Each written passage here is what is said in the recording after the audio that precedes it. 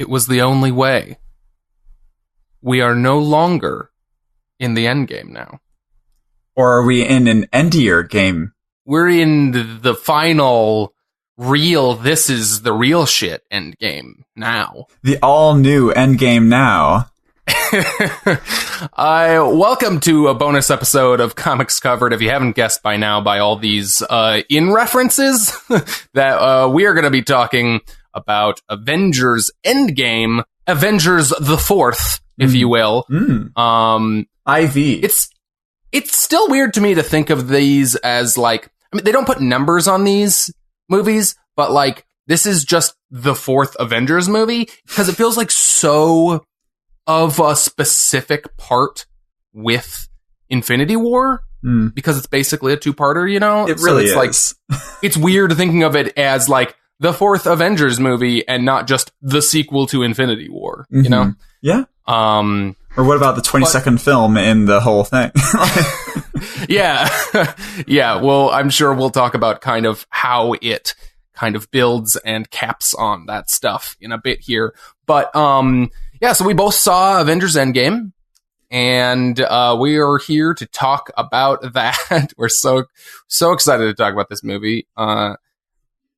Leave if you don't want to, this is the spoiler area. Yes, we are going to talk specifics about this movie. I don't know that we're going to be able to contain any of our excitement enough to have any kind of upfront non-spoiler talk. So if you're worried about spoilers for this movie, there's not really going to be a spoiler-less section of this podcast. So turn this off, save it, leave it till you've watched the movie. But it'll always be here for you to come back to. So, Jack. Hey. Do we want to kind of talk about kind of summarize kind of what our reactions to Infinity War were before we kind of get into where this picks up on that? Yeah. Wait, summarize our reactions to Infinity War is what you said? Sorry, I didn't really. Yeah, just kind of set up like kind of like where our expectations were at, how they were set by Infinity War. I mean, like, okay, with this, I had to have you clarify because I keep getting them mixed up because they truly are like the same, the same storyline. I call this movie Infinity War on a regular basis. Yeah. As if it's like Infinity War 2. It kind of is, though. Let's be honest. But also, Infinity War is just kind of a better name, so I think that's also part of the problem. But I like Endgame. It's good, and it's works so well how it fits into like as a reference. But definitely. Anyways, okay, let's see here. Avengers: Infinity War was a movie in which Thanos was the hero, quote unquote. He had the hero's journey. He had the hero's journey. Structurally, that is how he was treated. That's all I'm talking about. Yeah. He had the hero's journey. It was his movie. They always said that. Okay. And the reactions I had to that movie, I thought that movie was fantastic. It went to places that I don't think anyone was able to really imagine. And it acted as this crazy, it put every single one of these characters that we know and love into these circumstances that how would you ever think that they would ever be in those circumstances? Fucking Tony Stark is stuck in space with Nebula. Fucking Rocket Raccoon is on Earth with the other OG Avengers. Just so many different people and so many You're talking about where it kind of like leaves them at the beginning of this new movie. Yeah. But there are so many different things in Infinity War that just fucked with the circumstances of every character, based on where they had been before. And we can talk about all those moments in that movie so many times. But in all, I thought that movie was great, depressing, and I really didn't know where they were going to go. Yeah. For this one, because just, I don't know. They were able to subvert my expectations in the last one, so I had really no idea. I didn't look at any trailers past the first teaser. I didn't look at any promotional videos. I went in pretty much completely clean. And same here. I'm really excited to talk about the first 20 minutes of this movie because holy shit. It's just immediately it's oh, you may have an idea about what this movie's going to be. No, you don't. Fuck you. Shut up. So kind of just in case anybody like doesn't care about spoilers or whatever and just kind of wants to hear what this movie is about. So yeah, the end of the last movie. So the whole last movie was like the Avengers trying, and kind of a lot of the other characters in the Marvel Universe, trying to prevent Thanos, this galactic conqueror. If you don't know who he is by now, I don't know how the marketing is missing you. But from collecting all the Infinity Stones so he can wipe out half the population of the universe with a snap of his fingers. It's a big MacGuffin device that that he ends up collecting, and they try their damnedest to stop him, and he snaps his fingers anyways, and half of all living life in the universe dies. So that's where we pick up 2 chains in the beginning. 2 chains became 2 chains became 1 chain. Sorry, 1 chain. And so that's where we pick up in this next movie, and that's kind of where what Jack is talking about here. I'm Doug, by the way. We haven't said our names. Oh yeah, my name's Jack. I'm Doug Price. I'm here with my co-host Jack. Ooh, Ahern. Wow, Ahern. You did it. You broke the seal. I broke the seal. Wow. We usually don't say our last names. Anyways, so so the heroes are left on an Earth that is kind of left in shambles. Like half of the world's governments and like all of the structures keeping society in place are cut in half. And so like there is structure, but it's struggling. Yeah. You know? Absolutely. And that makes sense. So like who's left is kind of, just kind of treading water, kind of keeping things in place because they have no idea where Thanos went, and why would they have any idea that they could reverse any of this? Mm-hmm. It's been done. Well, and also they, the first. So, are we going to start talking about this the beginning of this movie, or? Yeah. Okay. Like the first 20 minutes of the movie, we pick up like immediately afterwards, kind of. I would say like days or something afterwards. Yeah, maybe like a month. Like in the like time scale of this movie, pretty close. Yeah. To yeah.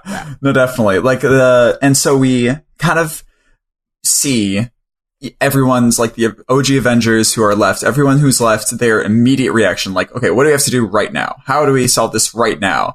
And they think, okay, maybe we know where Thanos is because Nebula's here and she can tell us. And so they, go to Thanos' farm and they just, confront him because whatever.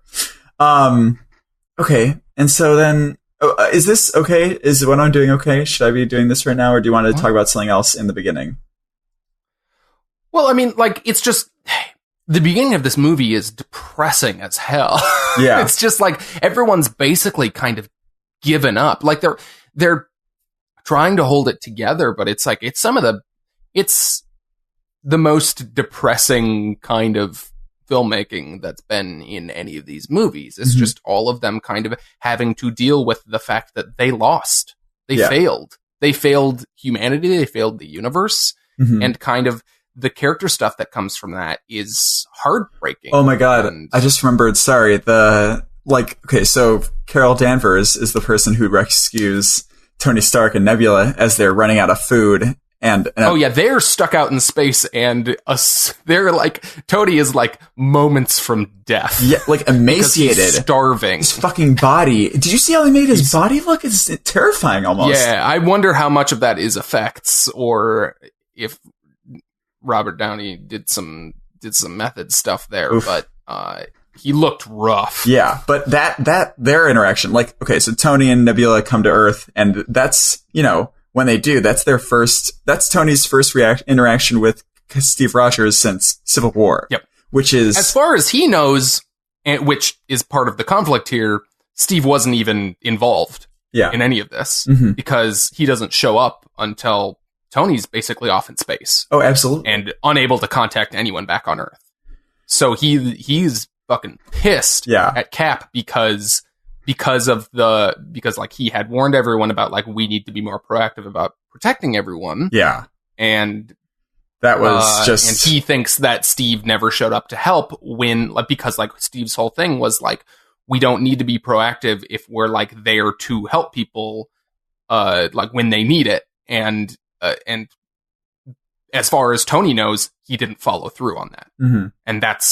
And so they have a big, Tony fucking rips him for that. And Steve just kind of takes it because like Steve doesn't give a shit about like defending himself. He feels like he let half the universe die. Yeah. So Tony Stark's like laying into his insecurities at this point because he did lose. And even if he did do everything he could, Tony saying these things and not knowing that he did everything he could is just like stabbing him in that little pain that like, you fucking lost, you weren't there, you didn't do enough, like fuck, you know what I mean? It's just like... But that's even though he's like kind of wrong. Yeah. Like Steve still feels like that is, even though he like the context is wrong, that is how Steve feels that like kind of what happened. Absolutely. To him. Like he's like, I should have done more. Absolutely. So that's fucking, it's really emotional. That whole opening. Yeah. It really kind of brings all the kind of like everything it can out of how devastating that ending of that last movie was. Mm-hmm. Well, also brings out like basically the culmination of their conflict, Iron Man and Captain America. Like that's everything right there. That's the climax of them, just of what their disagreement is on life and protection. Like I thought that was great. It was really good. So then they basically sedate Tony Stark because he's in no shape to do anything. And they go off to find Farmer Thanos, who's fucked up. So they find Thanos and they don't think there's anything they can do about it other than maybe they can get the gauntlet. But when they get there, the gauntlet is destroyed. Mm-hmm. Thanos has used the gauntlet's power to destroy itself, basically, and it has left him like on the verge of death. Mm-hmm. So he can't even defend himself. And then he gets murdered. And then Thor cuts his head off. Just out of nowhere, he went for the head. I love that. Yeah, he's just like that whole mission. I was like, I did not expect them to go for Thanos right away in the movie because I also didn't watch any of the marketing for this movie. I had no idea where it was going to go. Mm-hmm. And I was like, oh shit, they're going for Thanos already? Yeah. I thought that was kind of crazy. And then when they get there, that's, you know, the inciting incident for this movie in some ways, you know, other than, you know, the first movie. But like, it's like this idea of like the Infinity Gauntlet has been destroyed. So how do we get the Infinity Gauntlet back, basically? Mm-hmm.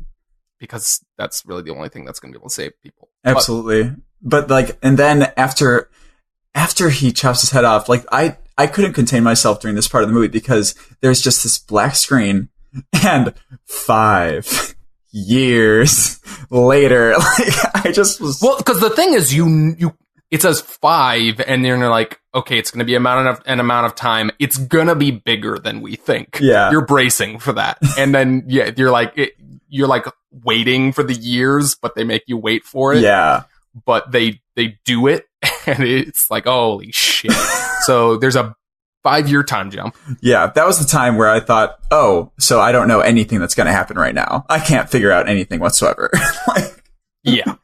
So everyone has kind of settled into kind of their new roles. Settled is a term. Yeah, they're again. Yeah, this is still part of that super depressing part of the movie, where they're kind of like making the most of what they can, but still feeling horribly guilty. Yeah. But there's something they don't know is that one of the people who they thought died, Scott Lang, he's not dead. He was stuck in the quantum realm. And a savior rat has Rat Man oh my God. Comes to save Ant-Man. He's like through like a fluke is basically released from the quantum realm. Can you imagine? Walks over his control board. Can you imagine Doctor Strange sitting there? So Infinity War, he sees 14 million, 605 versions of reality, and in one, a fucking rat steps on a button. I mean, in all honesty, that's the fucking moment that, like, changes the course of this whole movie. Oh yeah, absolutely. That's like, without Scott Lang, like, this movie doesn't happen. Absolutely not. Like, or like the saving of everybody doesn't happen. So in many ways, that rat is the biggest hero of all. Absolutely. I mean, it's the what is it in Star Wars? It's they don't R2D2. shoot. Yeah, they don't shoot. He's RT. The rat is R2D2. They don't shoot that pod because it doesn't have any life forms in it, so they're able to bring the plans to the Death Star. The rat's the same fucking thing. Even more so, like, just bonkers. But I love that shit. And he just Paul. Yeah. So sorry, go ahead. Or I'm sorry, you continue. I was just gonna say, Paul Rudd throughout this movie, like, I feel like did better than he's ever done as Ant. I mean, I love him as Ant-Man, but he's just really, maybe it's because he's had such a central role. He just, like, shines in this role. I'm so excited for more from him. Yeah. Yeah. Yeah. He like, he's still towing that line of being the, like, goofy outsider, but, like, also there's, like, real emotional context for him in this one. Yeah. Which is different from everyone else in that, like, well, he lost Wasp, but, like, more centrally for him, like, he lost all that time with his daughter. Yeah. And that kind of fucks with him. Mm-hmm. So it's interesting. But, yeah, so he comes back and has this idea that, like, this was actually only 5 hours for me. So through the quantum realm, maybe we can achieve time travel. And so there's a long sequence where they go around kind of pitching this idea to people, basically. And people's reactions to it, I thought were really well done. Because, 5 years later, if someone told you, like, but what if we could time travel? I'd be fucking pissed at them. I'd be like, fuck you, don't even say that. Seriously, though. Like, I've accepted myself. Like, don't tell me that there's another way, because that just ruins this. And that's sort of what happens with Tony Stark in a way. Like, he starts thinking about it, and there isn't a problem that he doesn't want to solve, so he needs to solve it, and then he does. He tells them no, but then he continues to pursue the solution on his own, not thinking he's going to find it, finds it, and then is like, well, fuck, now I have to follow through on this. Yeah. I remember they were making a joke this whole time about the whole movie about, like, how we want to do a time heist. And it truly kind of was, like, like you just said, like, they had the gathering the team montage. They had the, like, trying and failing the sort of, like, time travel sort of aspect of it. And then the actual heist, which always, has stuff go wrong. They had a plan, stuff goes wrong, and then they deal with that stuff. Improvise. It's truly, that's what this movie is. It's a time heist. No, like, it's awesome. It's Back to the Future mixed with Ocean's 11. Except Back to the Future is bullshit. Which I was still a little unclear exactly what because they still followed some of those things. But anyways, I guess it was more that they were dealing with alternate timelines was what the differentiation they were trying to make. But like that, like, their present stays the same until they can get the Infinity Gauntlet back, even though there are little differences. They stole the stones from earlier. It just, like, splits them apart, basically. Yeah. So that once they get everybody together, all the people who remain, including, basically, by the way, a Hulk, like, that was weird to me. Honestly, that I was not thinking that. Like, I knew that people were talking about Professor Hulk and everything like that, but I didn't know it was like that. I don't know. I just had no idea whatsoever. Did you, like, have an idea of what Professor Hulk looked like or anything like that? I mean, he's basically he's Hulk, but he acts like Banner. But he's also like douchier, you know, like he's way like more jockey.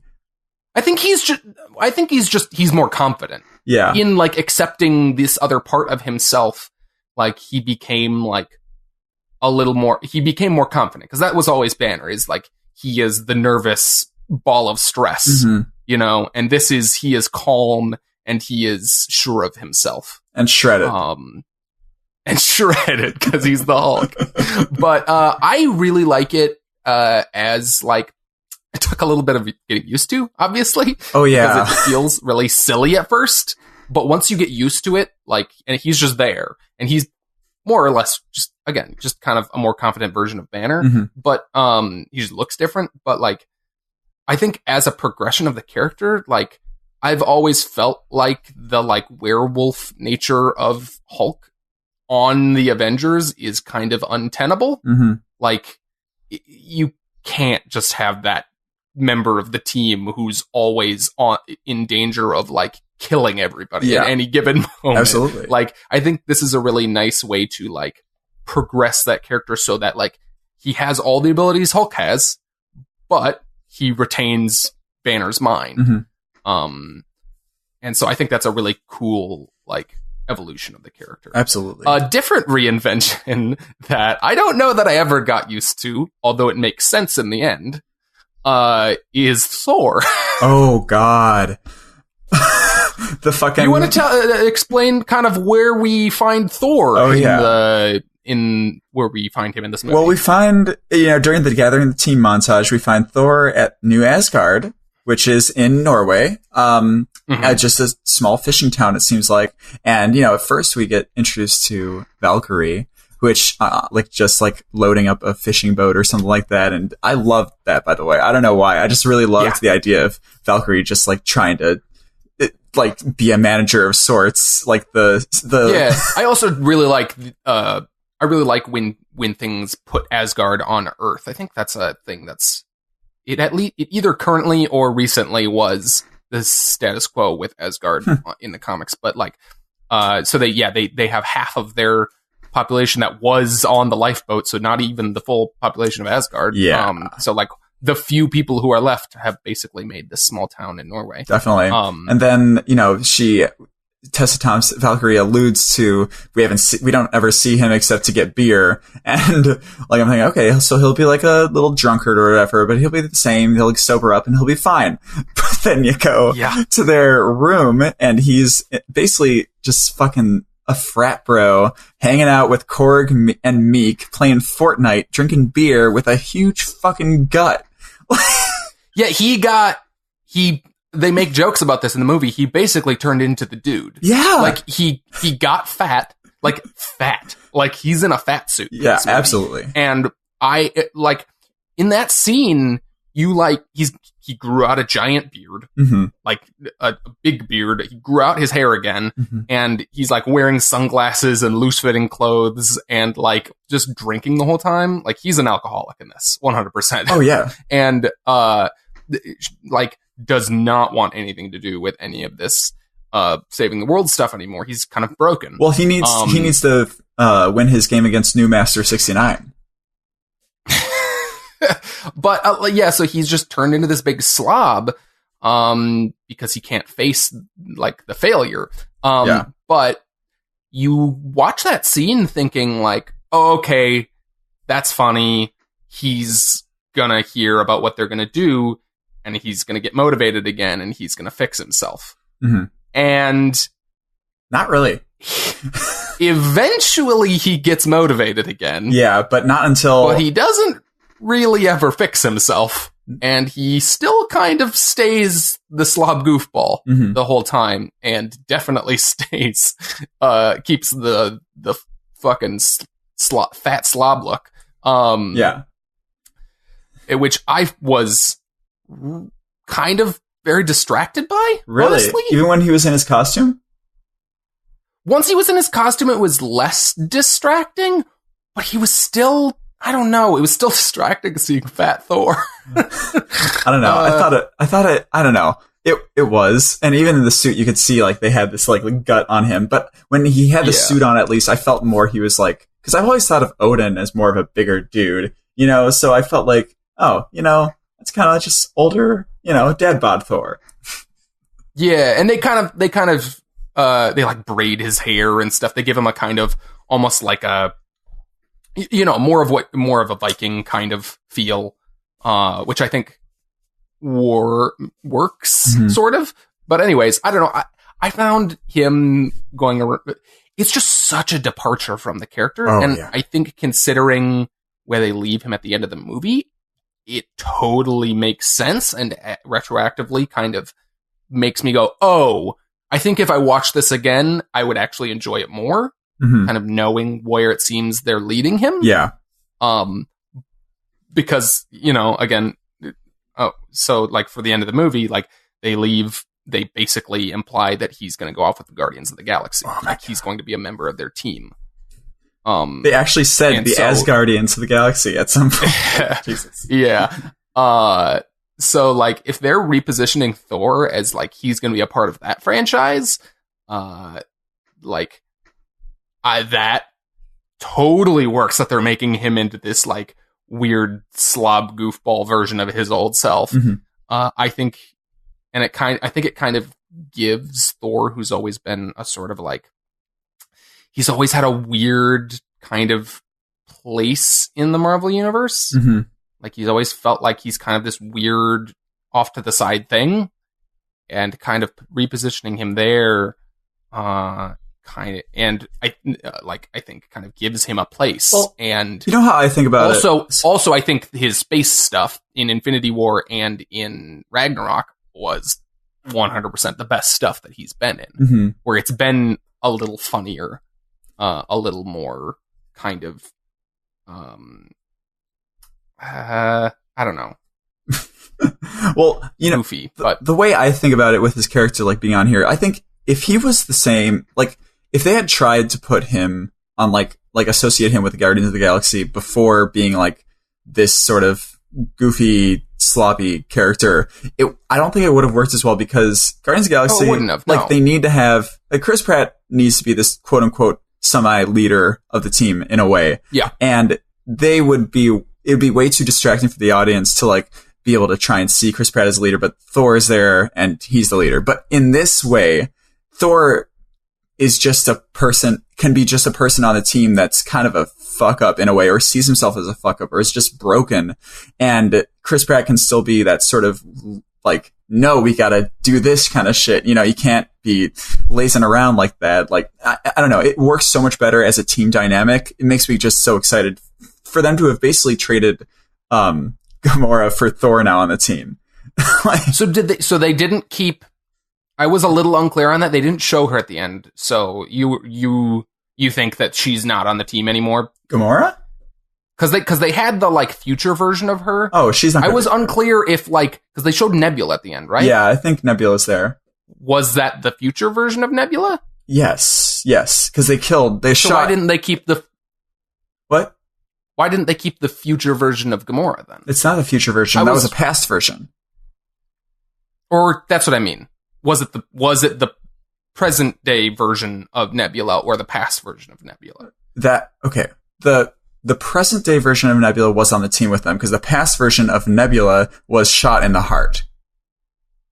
That was the one that was shot? Yes. Okay. I was unclear on that. Which, by the way, I don't know how that... I mean, actually, they can probably just fix her. That's probably it. What?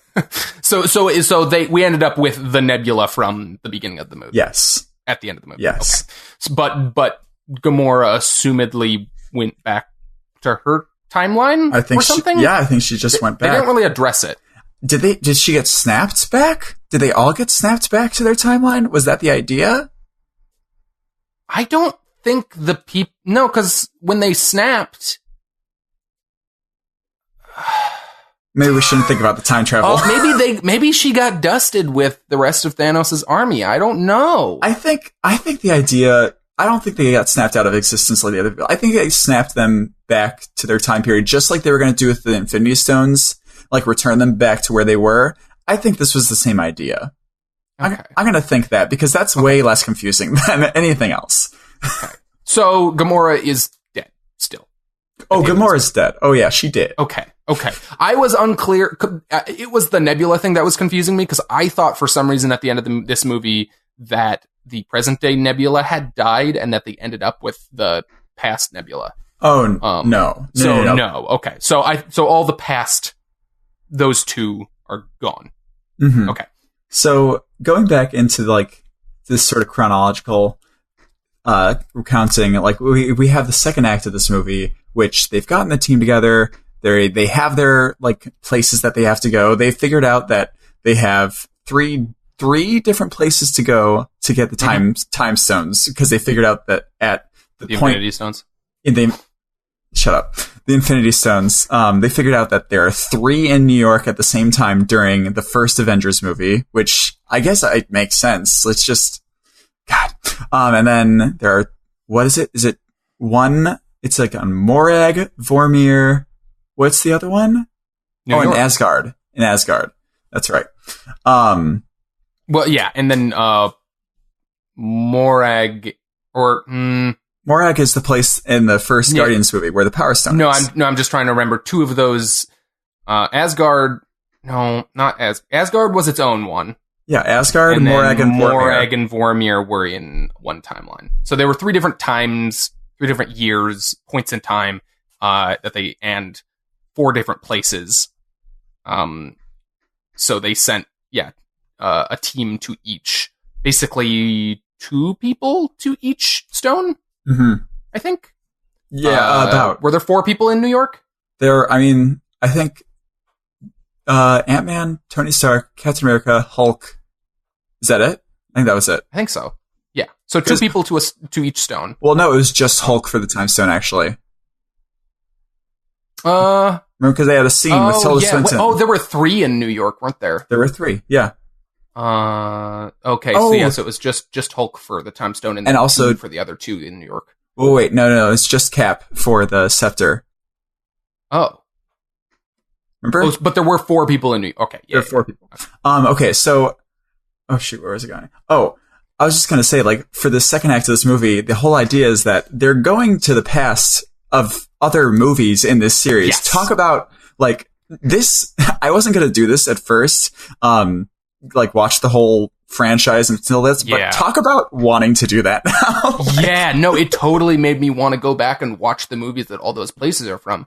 This bit of the movie, and I mean this in the best way possible, because they make it work. This could have easily felt like fan service with no purpose. Oh yeah. But talk about that for the end as well, but in a different way. But this whole act of the movie basically plays out like a sort of remember this, like a greatest hits kind of album of here's all the places, all the characters, all the moments that kind of matter in the grand scheme of things, in the in terms of this Infinity Saga stuff. And they also expand on them in so many great ways. Yes. Namely, my favorite moment that they sort of expanded on was they had a recreation of Captain America's elevator fight scene from The Winter Soldier, which which was so great in that movie. But the small change here is that Captain America knows that the scepter is going to get into Hydra's hands, so everyone who's taking the scepter is Hydra. So he says to the guy, instead of his line in Winter Soldier, which was, "Does anyone want to get out?" Before we get started, does anyone want to get out? Which is the fucking greatest line, but it's so this good. Is also great. Exactly. So here, instead of inciting a fight, he says, "Hail Hydra." Yeah, he just leads us as Hail Hydra, and they just give it to him. It's so good. He said it. Like, he said the magic words. Like, he's fucking Captain America, and he's on their side. Yeah. Like, yeah. It was so good, and oh my god, I love that moment. That was actually also, I really liked that. I really liked it once they did the Hail Hydra thing, but because that was the only moment in this movie that was like, a reference to a scene in those movies that wasn't them time traveling to that actual moment. Yeah. It was, and I wasn't sure if I liked that at first. The way they like twist it at the end, I was like, okay, yeah, that's great. But yeah, I wasn't sure how to feel about it at first. But anyways, so what I kind of really liked about this bit, and what also kind of this whole act, like, it's a heist, and so it's not like any of the kind of like second acts or really any of the kind of like types of action that any of the other movies have been like, other than like maybe Ant-Man. Yeah. But so it's very different, and because it's a fucking 3-hour movie, it's a very long bit of the movie, and for a lot of it I ended up feeling like, like I was like, this is great, I love this, there's so much good stuff in here, but I felt a little deflated during that part of the movie, because this will change later, but like, because it is kind of this weird victory lap for the franchise, but then also like not dealing directly with the immediate threat. We get to the immediate threat in the end, and the payoff is huge. Yeah. So it's kind of an exercise in delayed gratification, but I think it really works at the end of the day to the movie's benefit. But like during that part of the movie, I was feeling a little bit like this is a little slower than I thought this movie was going to be, Yeah, no, definitely. I felt the exact same way for sure. Because it just feels like it's not, but it feels like a filler arc, It doesn't feel like an Avengers movie in a lot of ways. It's what it is great, and I was thinking that at the time, but it doesn't quite do when you're in that part. If you don't know where it's going, it can feel a little bit like a little bit of a letdown. Yeah. Not a big letdown. I was enjoying it again, but like it didn't, but like after like the huge finale of Infinity War, it did feel like, okay, this is a little smaller than you would expect. Definitely. But I also thought they peppered in these like moments of like why this plan is going to go wrong that I don't know. It sort of carried me through. There wasn't a very long period of time where I felt like a little, like you said, deflated. But like I felt like peppering in those moments of those scenes of Thanos, 2014 Thanos, because, okay, sorry, let me just go into this because I think it's a big part of this act. So one of their things is that they brought Nebula back in time with them because they needed her. But the idea was that because they have Nebula back here, she's like on the same internet server as her older self, so their memories are going fucking crazy, and so that tips off Thanos. And like when they started introducing that, that was like kind of a mind-blowing moment. I was like, oh shit, I didn't even think about that. Holy fuck, what are they gonna do? And they kind of go into that a little slowly, so you're like slowly going like, oh fuck, they did not anticipate this. No. And then I don't know, peppering in those things like really kind of held it together. Like, even having more of that would have probably helped, because like I don't know, because at the end of the day, I really do think that bit does enough to lead you into where the end goes. Yeah. And the stuff before it is so like, it allows you, like, it kind of almost achieves what you would want out of a total rewatch of all these movies within the movie itself. I can see that. It kind of like, because of the way the end of this movie ends as a sort of finale to so many different small plot threads in so many satisfying ways. Like this bit of the movie allows you to like reconnect all those kind of synapses in your brain where you're like, oh yeah, and this bit and this bit and this all ties in together to this story. And they're even creating new connections with that past stuff that allows you to, when you watch those old movies, you'd be like, oh, this is where they actually were there then later, like stealing this thing. So it even like enriches those experiences. And so I think like at the end of the day, when you can kind of see the grand scale of what that stuff does, I think it's super, super smart. And also on like the kind of the idea of it being kind of smaller than you'd expect, they also, this is a totally different thought, but I just want to get this out there. Like, part of a lot of what's fun about that bit is like, they're like showing you basically like what wasn't shown in those scenes. So like, they capture Loki at the end of the first Avengers, and then like it's like all the mundane moments from those movies that like wouldn't make it into the movie because they're not necessarily interesting, but they're made interesting here because there's this other level of like them sneaking around them and doing time travel. Yeah. But like, they have to get Loki down the building in the elevator, and like then like people are accosting them for like custody stuff, and it's like all these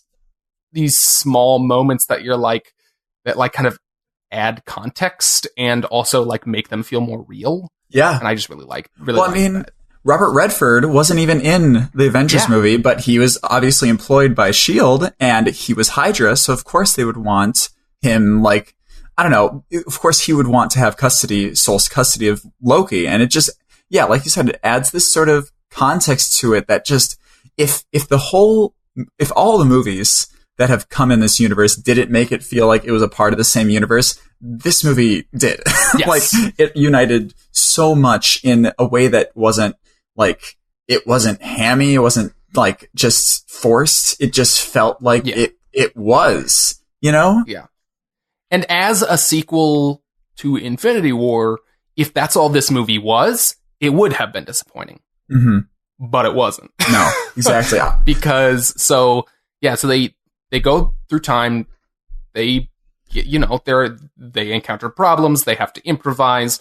It's a very fun heist sequence. Yeah. They end up getting all the stones, the one kind of wrench in the works being the one who comes back with which stone was Nebula getting? The Power Stone. Power Stone. The one who comes back with the Power Stone is actually the past version of Nebula, who is still working for Thanos, because he has sent her back to stop them. Yeah. I just like when she, oh my god, Karen. I'm so glad she had such a great role in this. Karen Gillan being able to play two sides of the same character. Like, I think I love it when actors are able to do that and able to do that like distinctively and make those characters different, even though they look the exact same. It's not confusing, but you can see that difference in how they act, how they just move in the scene too, you know? I did think the bit where she took the like gold plate off of future Nebula's head and put it on hers as a quote disguise was a little silly. Yeah.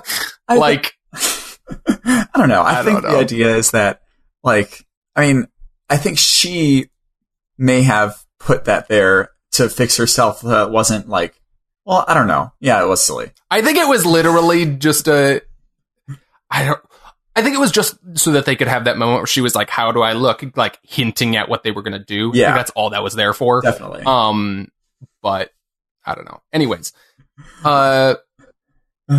So we get into the kind of, and once they all come back and Nebula is the traitor in their midst, we get into the third act. Yeah, because that's the whole thing for the third act. It's like the third act doesn't happen if they don't have her there, you know? Yes. The third act is the payoff to basically the entire franchise up to this point. Like, I was thinking as it was happening, as you like move into that ending and they actually start giving you those little conclusions, it's like you slowly kind of figure out what's happening structurally, and you're like, you do kind of all like slowly come into the realization of like, they talked about this movie being a sort of finale to all the previous movies, but like, they're going to make more movies. So you were like, all right, how much is it actually going to be that? But the ways in which the final action sequence kind of gives you payoff for so many different kind of moments and ideas in the universe for so many different characters is impressive. Oh, it's insane. And it never feels forced because it's all constructed in such a way that it's like, of course, this is where all of these things go. Mm-hmm. You know, like it all feels inevitable in this like way Thanos. that allows the fans. Yeah, it allows all the fan service, and there's a lot of fan service in this last act of the movie. But it's done in such a way that all the like fan service moments, all the they feel like, yes, of course, Cap's gonna pick up Thor's hammer, and beat the hell out of Thanos with it, even though it's fucking unnecessary from like a, I don't know. What do you mean? But like it's no. It's just like it's very gratuitous, but it. Of course, he's going to do that as a character. Yeah, if he can, you know, like I don't know, like it's so much stuff like that. Well, I mean, so many. When he was doing that, he was going up against alone. So I feel like I don't know. I feel like it makes sense. Like, yeah, of course. I guess I don't know what you mean by like, of course he's going to do it. I just mean like it's a little silly in that like it's fan servicey in the way that like comic books do that, in the way that they like mix up like, oh, this character is going to use this character's weapon because it's fun seeing that. Mm-hmm. But like there's not really a story reason why those things happen in a real sense, other than they want to see it happen. But like it works here because this is the payoff for Captain America feeling like he couldn't do more. And this is him finally getting that power to like, I can actually single-handedly take down Thanos. Mm-hmm. But I think there's also another reason, like for Thor even, because Thor has gone through these movies, you know, his introduction is that he's a very pompous, like, I'm Thor, I'm strongest Avenger, I'm the only one who's worthy of this power. Yes. And at the end, you know, Thor, however he is as a character now, he sees this happen. He's like, I knew it. And he's so happy. He's happy for him. And excited that, you know, he's, I don't know, it kind of, I feel like it humbles him as a character because like there are other people. And I think that moment, I don't know. Yes, it is absolute fan service. I agree. But I think it's also a really good capstone to Thor's character and Captain America's character, which I don't know. I think that gives that moment a lot of depth. But that's what I'm saying is like, it's both. Like it manages to make that fan service stuff work because it manipulates the story such that those moments, they've like diverted the story so that they lead to those fan service moments in ways that give you emotional kind of resolution for these characters. And I think it's so well done. Like it's the best of both worlds, and that's awesome. Like you get those fucking crazy moments like that, but like they really, really actually add something to the like emotional context of the movie. Yeah. So I don't know if we actually talked about like the setup for this third act. So basically Nebula brings Thanos' entire army to this future version. His 2014 army, which includes all the Chitauri that they had, I guess, too. But I don't know, when you see this whole army come through and there's this moment where Captain America is like getting up after being beat by Thanos and he sees all these people coming through, his whole army, the Outrider army, all the Chitauri from New York, in 2012, and all of his Black Order people coming on one side, and he's just standing like that shot. You remember that shot? They linger there for it feels like 30 seconds. where it's like, he is like, all right, I'm alone. Let's do this. With a broken shield. Like, he's like, this is what it's come to, and I'm going to make my stand against, he's not going to win. No. And that is such an encapsulation of kind of who Captain America is, and especially kind of, and it's kind of in the context of this movie, it's him getting back to that character. Because he isn't really that at the beginning of this. He has a lot of self-doubt. Yeah. absolutely. Yeah. And then, ending that moment, that shot with the on your left from Captain Falcon. No, it's not Captain Falcon, but Captain Falcon from Sam Wilson. Sam Wilson, and just that slow reveal of everyone coming through these portals from the wizards, from the Doctor Strange people. Oh my god, it's just, I don't know. Is that like? It's I don't know how to like. It was just such a cool thing to see all these people, because for a second there, when they were fighting Thanos, I forgot that they had snapped everybody back. I really did. Yeah. Like, I was like, what's going to happen here? Then I was like, oh shit, everyone's here. They're coming. Yeah. Everyone's here. This is the Smash Bros. Ultimate of... Actually, though. The Ultimate Alliance. That's a thing. But, so they snapped it. They had, we didn't mention this, put the Infinity Gauntlet back together, and they'd snapped, brought everyone back, assumedly, they like kind of confirmed that.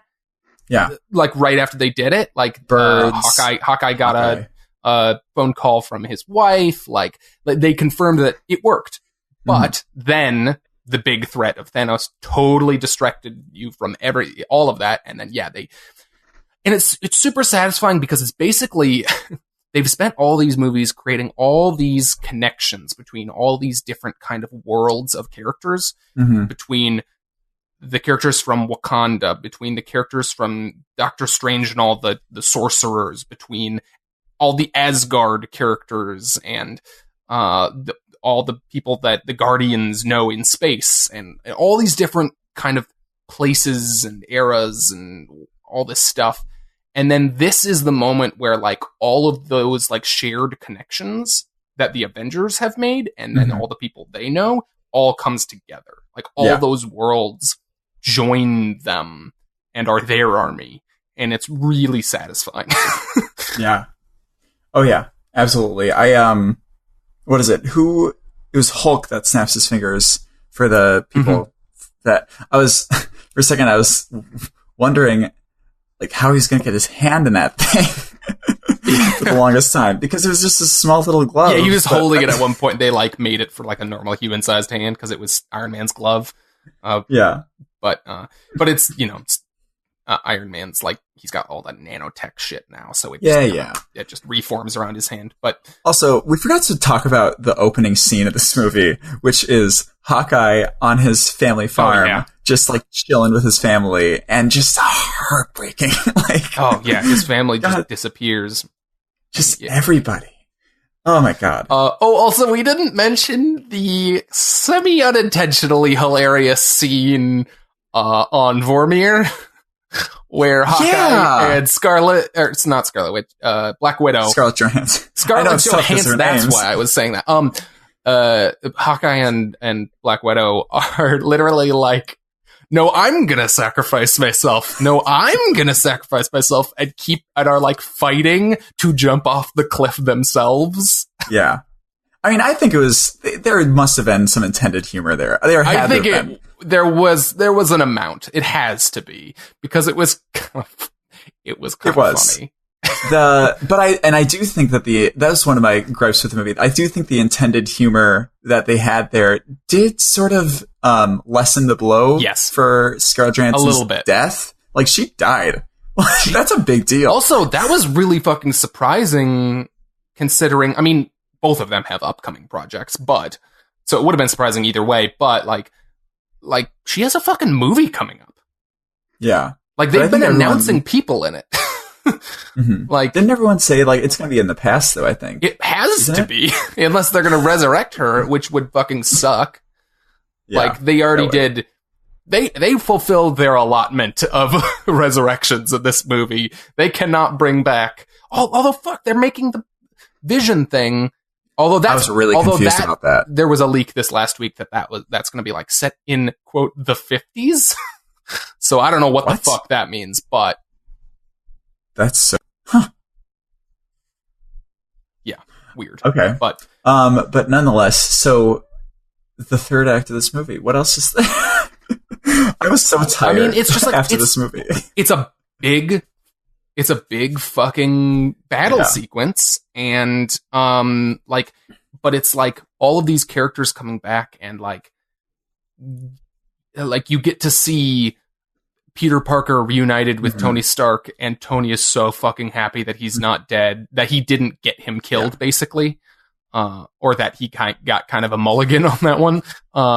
Like, it's, I don't know why this moment sticks out to me, but it's one of the moments that like really affected me the most, was Scarlet Witch like encountering Thanos and getting that moment where she gets kind of vengeance on him for killing Vision, and she's like, you took everything from me, and fucks him up for just a moment of the movie.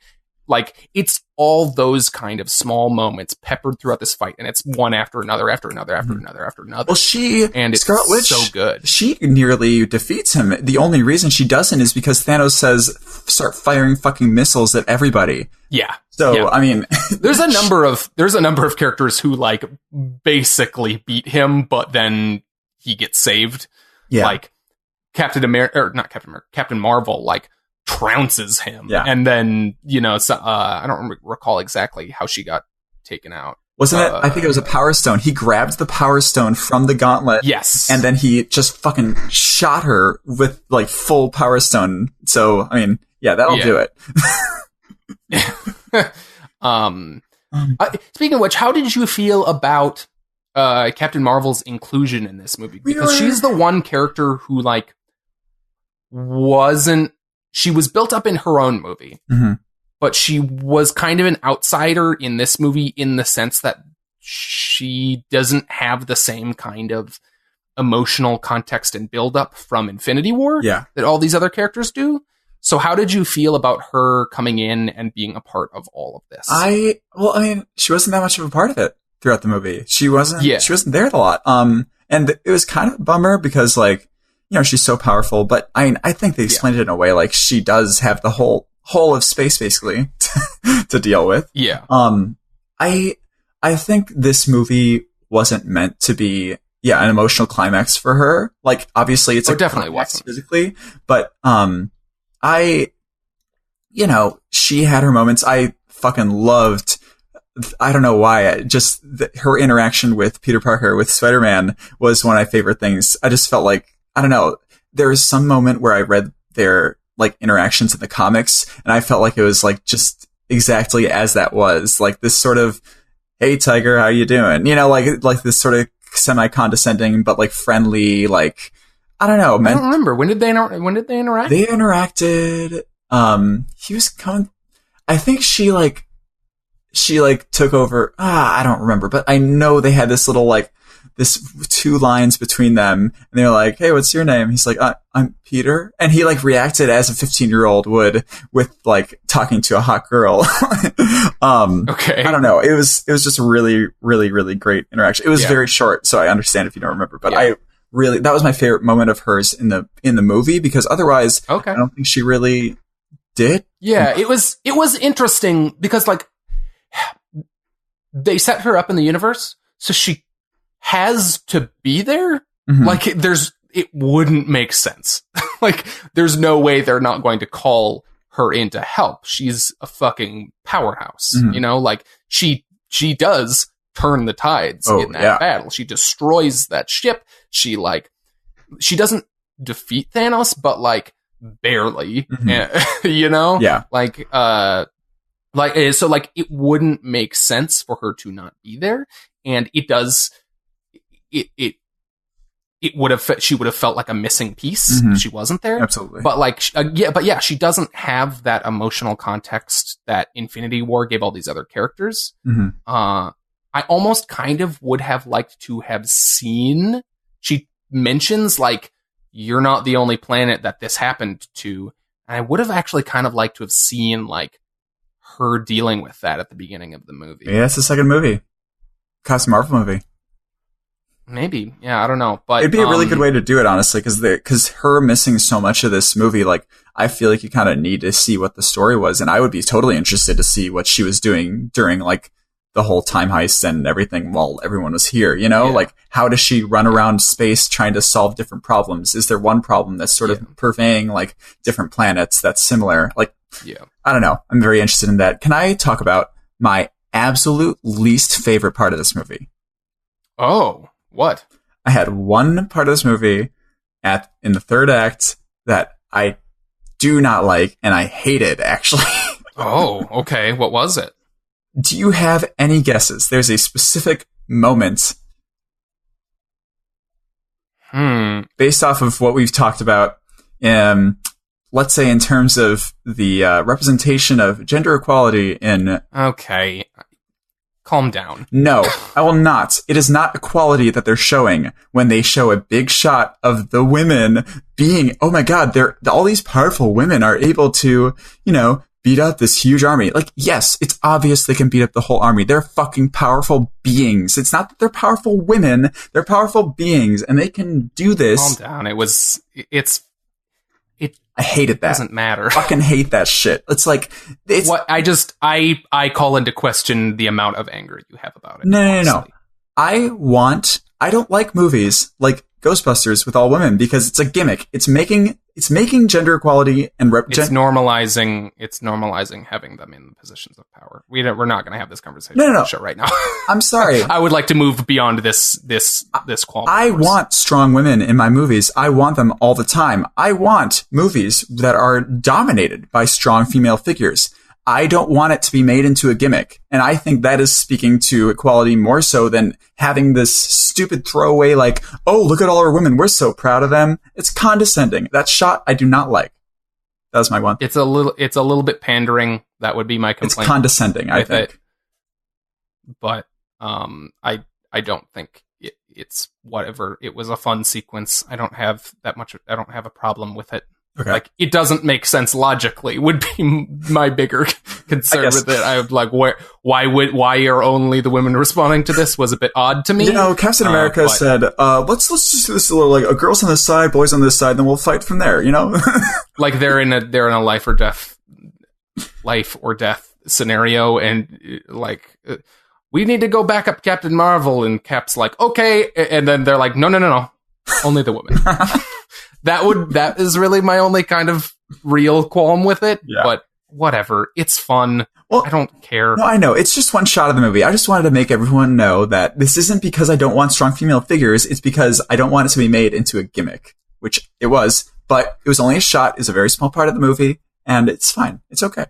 Yeah, and that's why I think that your anger is unwarranted, because it doesn't ultimately matter. Anyways. Okay. Yes, you're right. You're right. Anyways, how about Gwyneth Paltrow as I guess her name is Rescue? That's what she is when she gets a suit in the comics? They never say that name in this. She just gets a suit. But I thought that was fun. That was fun. Like, yeah, they're gonna fucking call in all the help they can get. Tony's got tons of unused suits and shit. They put the suit on her in Iron Man 3, don't they? No. In Iron Man 3, she has the, like, weird evil person powers. Like, the fire powers coming out of her. No, but I think she does put on the suit in one of those scenes. Oh, yeah. I don't know. I haven't seen it. I vividly remember it. I need to see it. I need to watch it again. Because also, the other Iron Man 3 thread in here, did you catch the teenage kid at Tony's funeral?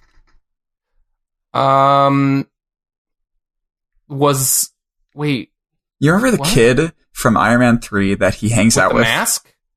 Oh, shoot. The kid who he, like, is in his garage? Yeah. That kid's there? That kid's a teenager at his funeral.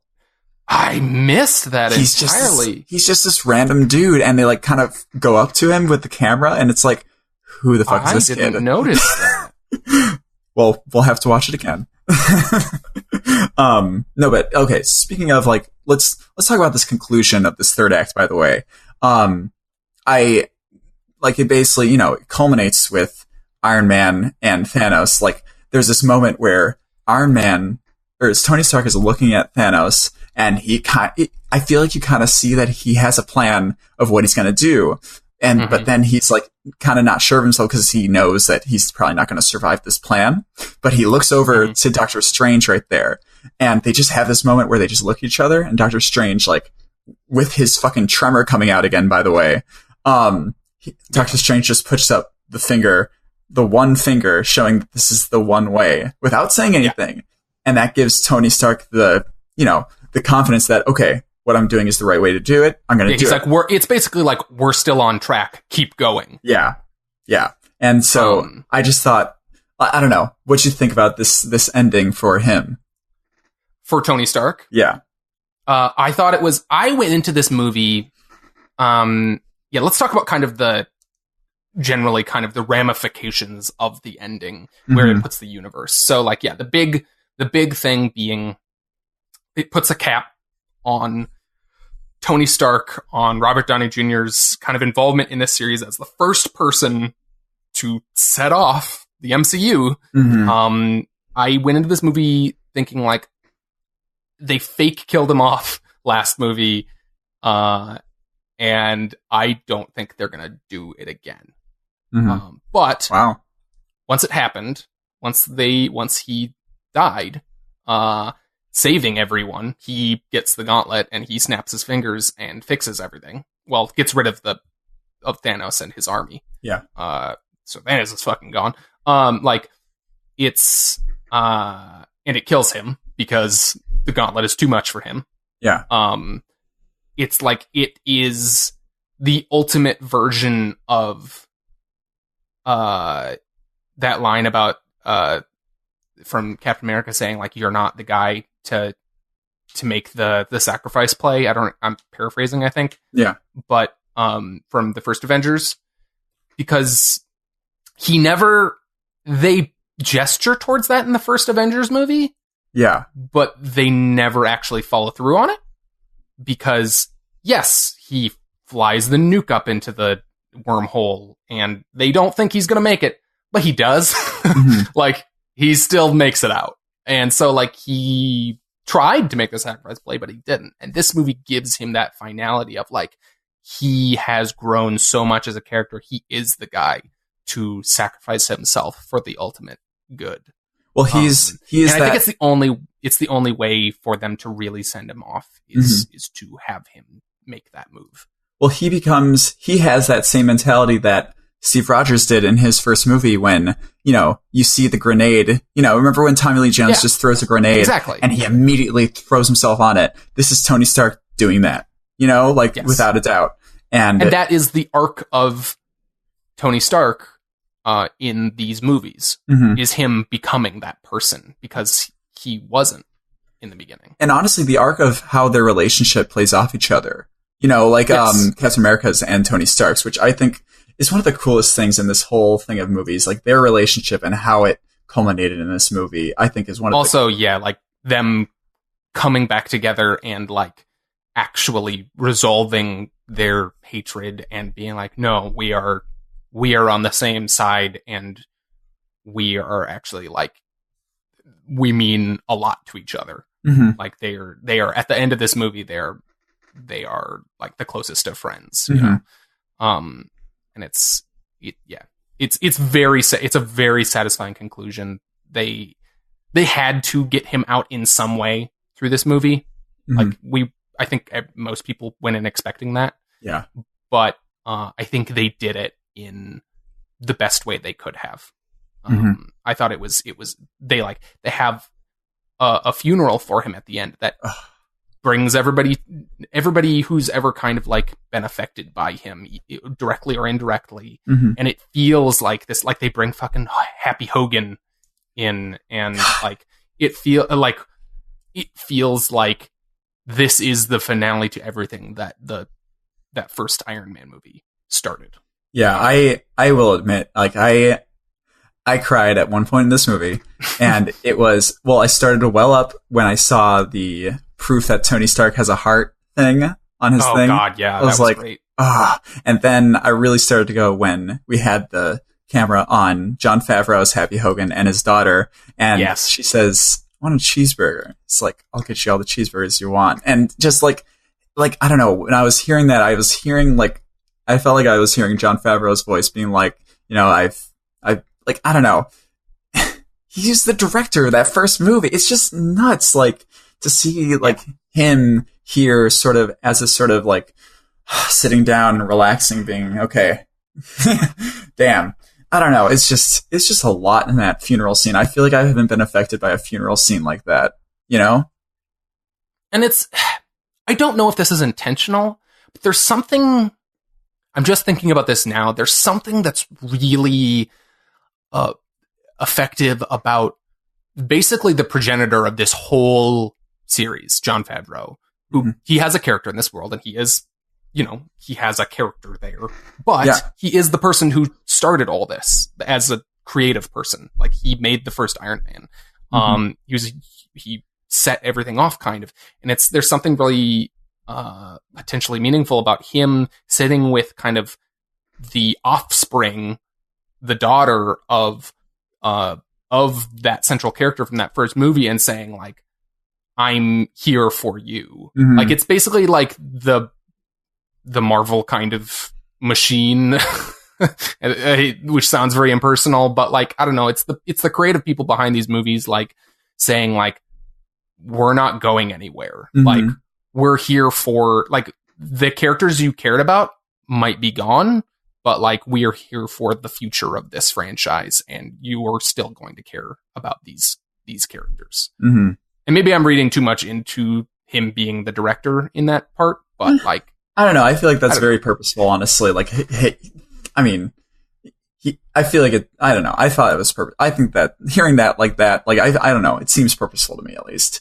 Especially, I don't know. The other director sort of interaction we had in this was Joe Russo. Was that Joe? Oh, yeah. Was that? I don't know if it's Joe or Anthony, but one of the directors of this movie and Infinity War, and you know, a bunch of Marvel stuff. But he was in the, like, support group that Captain America was leading early on in the movie. It's just I don't know. Yeah, that funeral scene though, like, it was very, very well done, and it wasn't too like, it wasn't even too long. It was kind of silence, really, most of it, right? Except for Robert Downey Jr., I think, was doing voiceover for his last message that he had. I mean, they had video of him. Yeah. Well, they cut to video, but the voiceover started on that long shot of them. I think. I'm not sure. I don't remember, but his end is great. And then we have, like, sort of Captain America's end, where they send him to bring all the stones back, which I would love to see that movie. Yeah, they really gloss over that the idea that he's going to go put the stones back at the moments at which they were stolen, basically so they can save this other timeline. Well, not save it. It's a weird thing. They also gloss over that, like, if they put the stones back, that means that they're basically dooming that other universe to the snap. But then the snap but they're also having that universe succeed ultimately. It is sort of an end justified the means sort of thing. Which they didn't really dwell on, actually. That is actually interesting, because, like, usually the ends justify the means sort of conversation is a huge conflict with people. It's like, oh shit. But, you know, I guess when having these characters... Go ahead. Or was the idea that by putting them back, they're merging the timelines back together? So that they experience the snap, but then bring people back. Well, that's what that's what it is. Okay, I was only just coming to that conclusion now. For some reason, I thought they were still treating it as a separate timeline, and they were just like, anyways. No. Because the Ancient One says that. The Ancient One, when they're talking to, when she's talking to Banner, Hulk, Professor Hulk, whatever, Banner Hulk. It's Hulk. It's Hulk. She's talking to Hulk, and she says, yeah, but you're fucking us over then if you take this, like, fuck you. But then he explains their plan more so, and the interaction when he mentions that Doctor Strange willingly gave up the stone, I thought was really, really cool to me. Like, she's just like, oh shit, if he did that, then I guess I have to. Jesus. I also thought it was really interesting that, like, she apparently just, like, can see the future. Yeah. Which, like, she has full mastery of the time stone. One thing that the Infinity Stones we'll get back to Captain America in a second. Okay. But I just want to get this thought out there. But like that the Infinity Stones introduces, there's all sorts of opportunities for plot holes. Mm-hmm. But why couldn't they just get the time stone and then they have all the basically Pym particles they need? I think they wanted to limit their meddling with time as much as possible. True. And we don't even know that like the time stone would work in the same way as the quantum realm. Because all we've seen is that it like isolated, like can reverse objects or people in time. Anyways, we've never really seen it used in a way that like has you travel through time in this. Yeah, that you movie. As a person can like go to 1955 or whatever. Yeah. Anyways. But yeah, with back to Cap. Yeah, back to Captain America. He, they send him back and they're expecting him 5 seconds later to come back and having succeeded. But just, I don't know, his end, like, sort of, it's, okay, so he's always felt like he is constantly living in war, constantly needing to do the right thing and use his power to, beat people up and save the universe and shit like that. But he finally, instead of coming back, gets to take that breather and sort of live his life with Peggy as he promised to have with her, sort of thing. And I just thought like that last shot of them dancing in the house was, it was really, it feels so weird to like have a perfect moment to end off on, but it just really felt perfect. I don't know. Yeah, it felt like the perfect ending to his story. That he finally, they took care of the ultimate threat in the universe. The Earth is, I mean, there's going to be future threats or whatever, but for all intents and purposes in this movie, the Earth is saved. Mm-hmm. They did it. They undid the greatest kind of crime against the universe that anyone has ever done. Mm-hmm. And so he very rightfully so is like, I deserve this. I can finally allow myself to be done and go back and give myself the life I missed. Yeah. And I think that's really, really effective. Like I thought that really worked. Absolutely. Yeah. I was really happy to see Haley Atwell as Peggy Carter. I love her as that casting. I wish she would have more of a presence, I guess. But I mean, she was a huge part of that. They brought a bunch of like small characters back. Yeah, fucking John Slattery as Howard Stark. Natalie Portman came back for 5 seconds of footage. Now wait a minute. I believe that was a deleted scene. I was wondering that when it happened. I was like, this could easily be unused footage or just actual footage from Thor: The Dark World. I don't know. I personally think it was because they never showed Rocket and her in the same place. I don't know. It felt to me. He was in a shot with her, but I don't think we saw her face. Yeah, we didn't. So, yeah. Anyways, but they at least, even if she didn't show up on set to film something, it was lots of stuff like that where and it got obscure to some of the people, fucking Jarvis from fucking real Agent Jarvis. Carter. Yeah, real Jarvis from Agent Carter showed up. Which is great. I love that actor too. I love that. Yeah, he's great. He shows up. I kind of wish we had gotten Tommy Lee Jones in this. I know you can only push this so far in terms of they got who they could. I'm sure, but but also I don't know. It would have felt very nice with him going back in time to the base and everything. Did Tommy Lee Jones live? I don't remember, but I know he was pretty old. I don't remember. He was pretty old in 1940, so I don't think they went back to the 1970s. Remember, to get the Tesseract. Okay, so I guess he'd probably be dead. But yeah. Anyways, it would have been nice for him to I don't know, that guy picked him to be Captain America, basically. I guess so. But anyways, if the time, whatever, there's a number of reasons why that probably couldn't have happened. But anyway, but lots of small stuff like that. But anyway, then so Cap goes back in time, he lives that, and then we find that out at the end. But basically, he doesn't show back up when they try to bring him back, traveling back in time, and then they see he's someone sitting off to the side, and they go to see him, and it's Captain America, but he's aged now. Yeah. And he's an old man who looks shockingly like Clint Eastwood.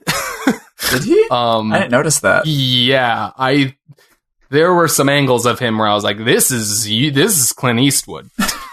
I mean, it is Chris Evans in old age makeup, but I'm pretty sure they used that as like we want to make him look Clint Eastwood-esque. Interesting. Anyways. But yeah, we'll go ahead. Very good old age makeup is all I wanted to say. It was. Very convincing. They didn't like make it look too much like Chris Evans as a young person. You know what I mean? Like it was, but it looked like an old Chris Evans. Oh, absolutely. You know? Like really old. Yeah. Yeah. I wonder, so he must have experienced Haley Atwell getting dementia and dying then, right? Because that's what happens in Civil War. Yeah, she is already dead at the time that, so he has lived through her death, but they got to spend all that time together. Yeah. So then, which is really nice. Oh, absolutely. But then he hands off his shield, which he has, to Falcon. Yeah. Question. Did you feel like it was weird that Bucky told Falcon to go as opposed to Falcon telling Bucky to go up to Captain America to talk to him? I didn't. I was hoping for them to go with Falcon. I think it's honestly in what these movies have set up, the logical choice for Cap to make. Yes, he was closer friends with Bucky, but at this point in the kind of the canon of the movies, I don't think it's a smart move to make Captain America the Winter Soldier. Yeah. I think that he is working towards redemption, but like I don't think that like he is enough of a solid bet in terms of like here's who we're going to put all our faith in to be Captain America. Yeah. I don't think that like that's a safe choice in the way that like Falcon is an Avenger. Falcon is like an established member of the team who's like kind of Captain America's protege in a more direct way. Yeah, no, definitely. In the canon. Also, there isn't that emotional kind of weight that he and Bucky has, and so in that way, yes, it does feel like a little unnatural, but I think it makes more sense.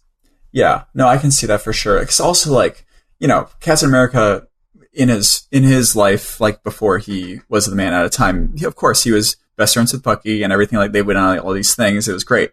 But this, like him being in the present day, this is a totally different part of his life. He's a different person because of all this stuff. Yes. And his friend throughout all this experience, his best friend has been Sam Wilson, you know, Falcon. Yeah. And it does really make sense. Also, I did also read somewhere someone was mentioning how, you know, Bucky is kind of sick with fighting at a point. Like, you know, they have to get him out of Wakanda when he's just chilling and being like, okay, we need you to fight. So, like, I mean, I feel like that's part of it too. Yeah. You know, like I brought this idea up to another friend I was talking to about this. And this is absolute nonsense speculation, but let's just entertain this thought for a second. Entertain me. At this moment, it makes more sense to make Falcon Cap, and I love that. But let's say these movies do continue on for a long time. Who's to say, and I think this actually fits really well, like once Falcon someday either dies or wants to give up the mantle, maybe we get an older Bucky, a grizzled older Cap who comes in and takes up the mantle. I think that would actually work really well with what we've established for Bucky. Yeah, no, I can understand that fully. That's total nonsense. Me just thinking, but no, anyways, absolutely. I'm excited for Falcon. I hope that he keeps the wings like he does when he's Cap in the comics, because I think that's a really cool departure from what you expect of Captain America. Well, you know, I'm really excited for the upcoming movie where Chris Evans reprises his role of Captain America while Falcon is being Captain America, and he's going to be Chris Evans is going to come back as Captain America in the anticipated Captain America White series. Oh boy, God. That is, for anybody who doesn't know, a reference to the very unfortunately timed Jeff Loeb, Tim Sale Captain America miniseries about unfortunately titled Captain America White, about Steve Rogers in a flashback series at delayed unintentionally into the time in which Falcon was Captain America in the comics. That'd be great. Bad timing. Like, what if him Chris Evans going around to do all the Infinity Stones is Captain America White while they're wrestling? God, they could never use that title. Oh, never. They should have changed the title of that book when they released it. Anyways, whatever. But yeah, and then I don't know if you noticed. Did they tell you in your theater that there wasn't going to be an end credit sequence? So I went with a big group of work people, and one of the people had seen it the previous night, and he was like, "There's not anything at the end." And then I was like, "Oh, really? There's nothing?" And he was like, "There's a sound." And I was like, "Oh, what does that mean?" And he was like, "It's not anything. It's an homage." And so I was like, "Oh, well, he wouldn't say what it was." Yeah. So I was like, "Oh, well, I feel like I should just find out what it is." Yeah. Definitely. I was like, and then I stayed, and I was the only person who stayed, and it's literally just like the sound of Tony Stark like hammering to make the Iron Man suit. Yeah. But it's played over the Marvel logo at the end. It's nothing. It's like I know, but it was nice. I thought it was really nice. Nice, but like honestly, like him telling me what it was would have been exactly the same as me seeing it. I don't know. I think it probably was better that they told us there's no end credit sequence whatsoever. So Samantha and I just stayed just cause. And I don't know. I think maybe coming into it like that, not knowing it was just going to be a sound, like even having anything, like I wasn't expecting anything, but I heard that sound. And I was like, oh, that's cool. Yeah. What'd you think about I loved the way they did the credits for the OG Avengers, sort of signing off their character. It was cool. There was a moment when they did the first one of those, which was Jeremy Renner. Yeah. And they were doing all these credits for all these other characters, and I totally forgot that they hadn't done the regular Avengers, like the core team. Like they were just doing all the side characters, and they did the big, like, it's a big full frame cutout of Hawkeye, and it says Jeremy Renner and his signature. And I was like, wait, what the fuck is this? I was like, why does Jeremy Renner get this weird special credit at the end? And then they did the next one, and I was like, oh, okay, fuck, I didn't know what was happening. Doug, Jeremy Renner just has a really good agent. They were just like, they were like, and the linchpin behind everything we've done, Jeremy Renner. And I was like, what? No, but they did a cool, like, I thought that was, it was a really cool, clever way to do all of them having a full frame image and their signature. It felt like them kind of, they're still going to be fucking around, but like it did kind of feel like them literally signing off, in a way. Yeah. But no, definitely. Okay. I don't know what else I have to say about it though. Yeah, I mean, it was just the fucking, like, I think it was a really well structured movie. Like, it is delayed gratification, but like once you get that gratification, everything previously in the movie, like, is so much more, it's so well thought out. Like the whole thing. I think it's a really, really strong way to kind of cap this era for Marvel movies. And I'm really excited for them to kind of get into them. They're really seeming to like stray from what their formula has been. Like Falcon is Cap, Thor is off with the Guardians of the Galaxy.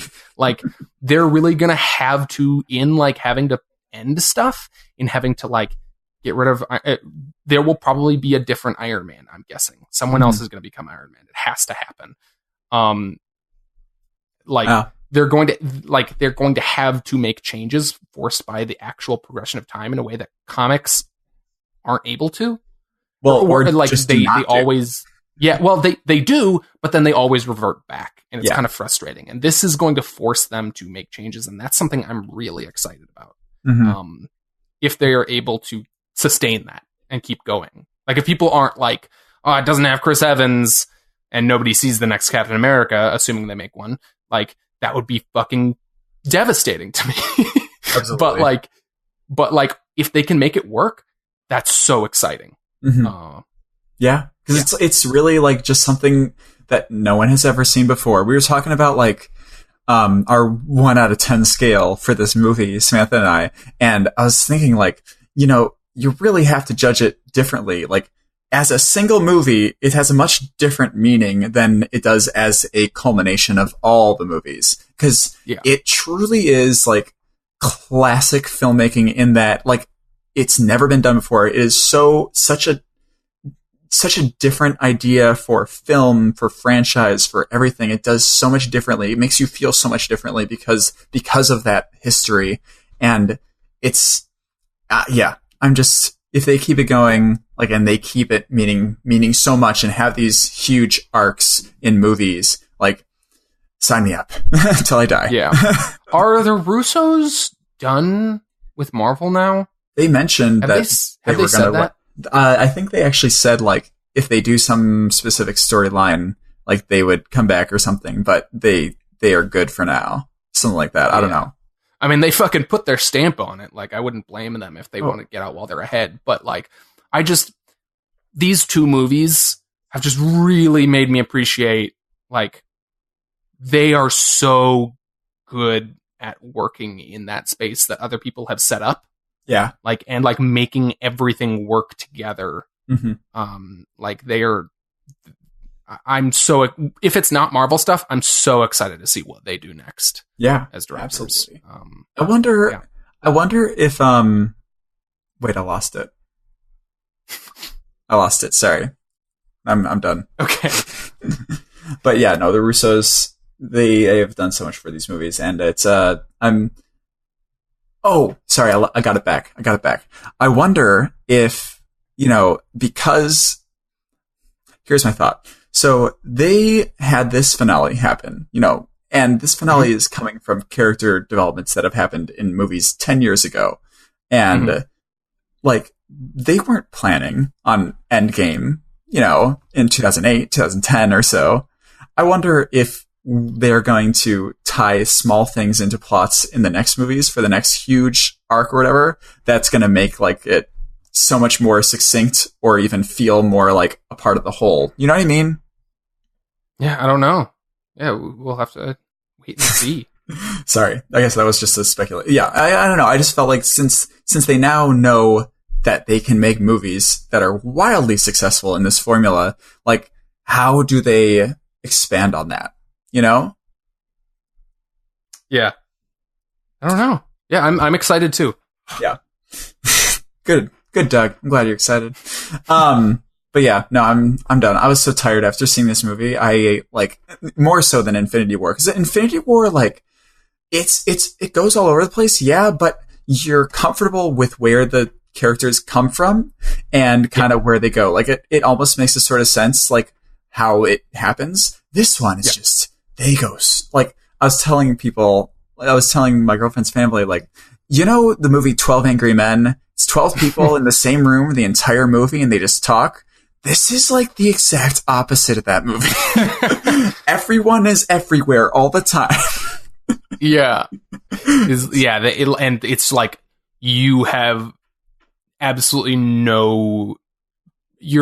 I could not predict anything that happened in this movie. Like, other than the, like, really big, like, structural things, like, I had a feeling Cap was going to hand off the shield and they were going to somehow write out Tony Stark, because those are just, like, I don't know, kind of because of our metatextual kind of knowledge of the actors and stuff. But, like, in terms of the actual, like, plot of the movie, like, no idea where anything was going to go ever. It surprises you at every turn. Yeah. They had Loki escape with the Tesseract. Yeah. What the fuck? Like, that happens and I'm like, holy shit. Like, cause that's happening at the same time that, like, the Thanos people are starting to get wise to, like, their time travel stuff. And it's like, oh shit, is Loki gonna throw a wrench in this too? Like, what the fuck's gonna happen with that? But I mean, it didn't end up going to fruition, but I wonder if that's gonna have some ramification on his death, actually, in Infinity War. No, dude, that's how he had the Tesseract in Infinity War. No. He had the Tesseract in Infinity War because he stole it from Odin's throne room in Ragnarok. Was that how that happened? Yeah, because he's running through Odin's throne room to start Ragnarok to put How does that how does that affect things? Maybe. I don't know. I feel like maybe he figures out that shit's going down and maybe he puts some sort of thing in place. I don't know. I feel like that could easily be reworked to do something there. But nonetheless, this movie's tiring and great, and I'm so excited to see it again.